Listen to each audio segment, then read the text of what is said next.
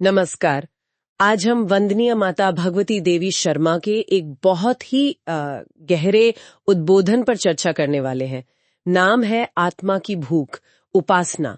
तो समझेंगे कि वंदनीय माता जी उपासना को आत्मा की एक बुनियादी जरूरत, एक भूख क्यों मानती है, और ये ईश्वर के पास होने का, उनकी समीपता का असल मतलब क्या है। जी बिल्कुल।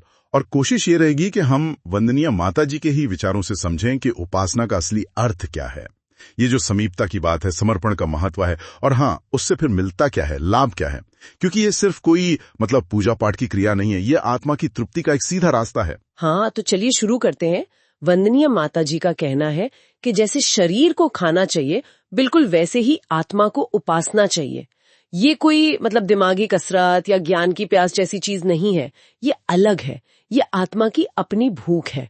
और उपासना, बहुत सरल शब्दों में कहें तो ईश्वर के पास बैठना, उनकी नजदीकी महसूस करना। हाँ, और ये पास बैठना सुनने में शायद साधारण लगे, पर ये है नहीं। इसका असर बहुत गहरा होता है। माताजी एक उदाहरण देती हैं। जैसे आप किसी बड़े शक्तिशाली व्यक्ति के पास बैठते हैं, मान लीजिए प्रधानमंत्री या राष्ट्रपति, तो आपका भी सम्मान बढ़ जाता है ना। ठीक वैसे ही जब आप उस सर्वशक्तिमान ईश्वर के पास बैठते हैं, उनकी समीपता में होते हैं, तो भक्त का आध्यात्मिक कद, उसका महत्व, वो कई गुना बढ़ जाता है। वो भक्त फिर धीरे धीरे ईश्वर के गुण अपनाने लगता है। एक तरह से कहें तो उनका ही रूप बनने लगता है। वो राजा और ब्राह्मण वाली कहानी है ना, वो इसी बात को दिखाती है कि राजा की समीपता से ब्राह्मण का सम्मान और सामर्थ्य कैसे बढ़ गया था। अच्छा, तो ये समीपता से फिर विलय तक का सफर कैसे होता है। माताजी के उदाहरण तो बड़े अच्छे हैं। जैसे वो कहती हैं कि गंदा नाला भी अगर गंगा में मिल जाए तो वो गंगा ही बन जाता है, पवित्र हो जाता है। या जैसे कोई छोटी सी नदी सागर में मिलकर विशाल हो जाती है। हाँ, ये विलय यानी अपना जो छोटा सा मैं है, उसका उस विराट ईश्वर में मिल जाना। पर सवाल है कि होता कैसे है। तो इसका जो आधार है वो है समर्पण। समर्पण का मतलब है खुद को पूरी तरह से, बिना कुछ बचाए, ईश्वर को सौंप देना। जब भक्त इस भाव से जुड़ता है ना, तभी वो ईश्वर की दिव्यता को महसूस कर पाता है। उसमें कह सकते हैं समाने लगता है। ये सिर्फ पवित्र होना नहीं है, ये अपनी जो सीमित पहचान है ना, उसको खोकर उस असीम में मिल जाना है। ये रूपांतरण है। समर्पण, ये विचार तो बहुत शक्तिशाली है। माता जी ने इसे समझाने के लिए एक विवाहित स्त्री का कितना सटीक उदाहरण दिया है कि कैसे विवाह के बाद वो पति को समर्पित होती है, अपना पिछला जीवन, पहचान सब पीछे छोड़ देती है, और फिर वो पति के घर, उसके वैभव, उसकी पहचान सबकी अधिकारिणी बन जाती है। जैसे डॉक्टर की पत्नी को लोग डॉक्टरनी कहने लगते हैं, या सेठ की पत्नी सेठानी बन जाती है। उसने तो कोई डिग्री नहीं ली।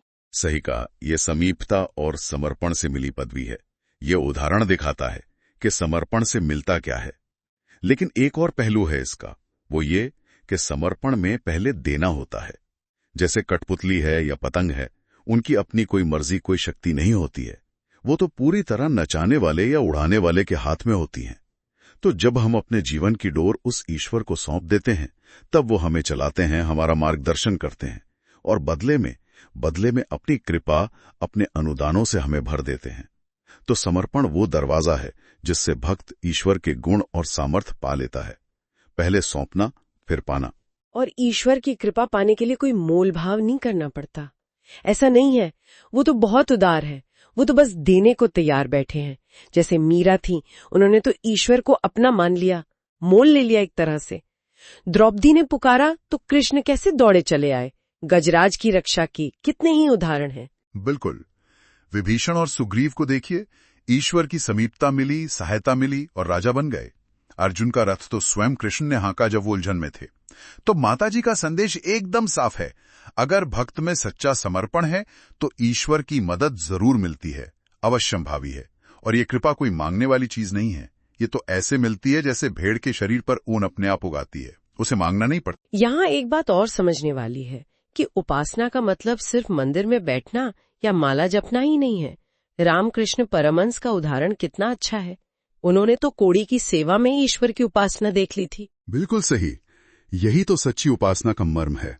हनुमान जी को देखिए, कितना बल, कितना ज्ञान था उनमें, लेकिन सारा अहंकार मिटाकर सिर्फ राम की सेवा की। और इसी समर्पण ने उन्हें राम के भाइयों से भी ऊंचा स्थान दिला दिया। ऐसे ही वाल्मीकि का जीवन कब बदला? जब नारद जी से मिले, अहंकार गला, तब जाकर वो महर्षि बने।